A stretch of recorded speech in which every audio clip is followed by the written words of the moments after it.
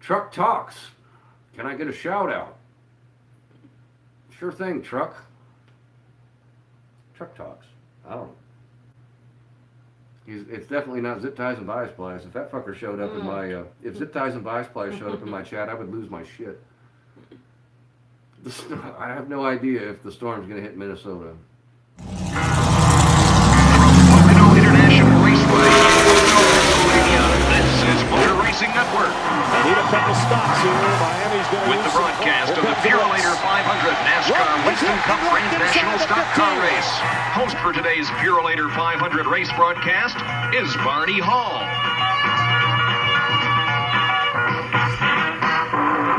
Welcome to another episode of Truck Talks. Alright, today we're going to be talking about the championship in general, the playoffs, and Trevor Bayne's new ride. Right now, truck qualifying is going on, and then after that, Monster Energy Cup Series qualifying is going to be on.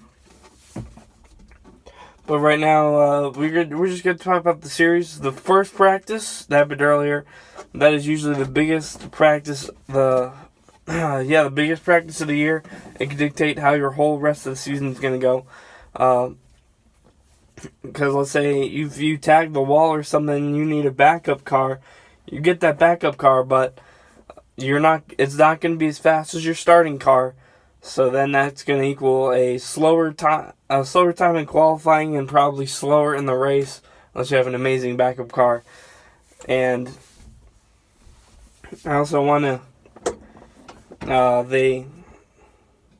the lap times.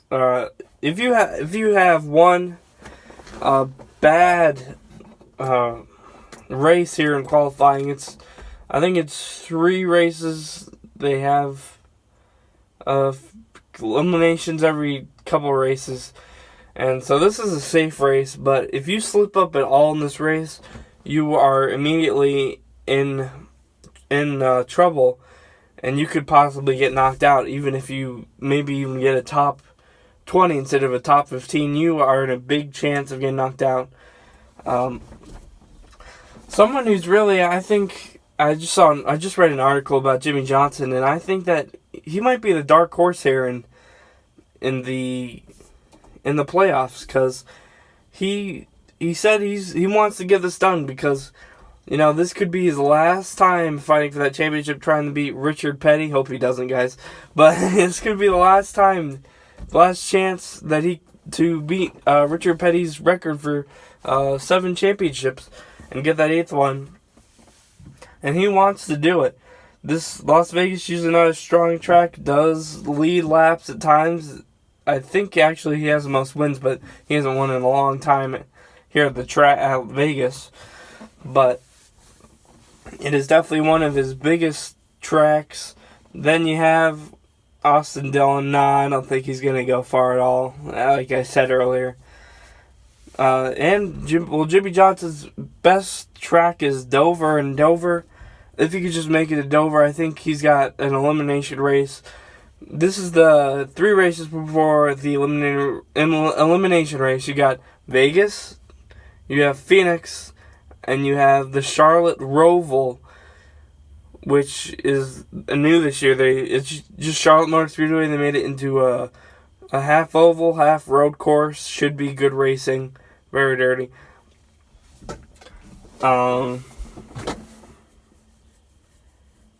Besides that, I also have to want to talk about Trevor Bayne, the Trevor Bayne situation, and the fact that Roush is not gonna keep him in the 6th car next year.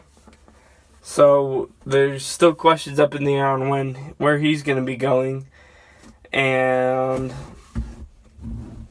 honestly, I don't know where he could be going. He could still be going to Chip Ganassi Racing. And honestly, I could see the end of Trevor Bayne's career here after this year. He has not performed well after that Wood Brothers win at the Daytona 500. Youngest Daytona 500 winner showed that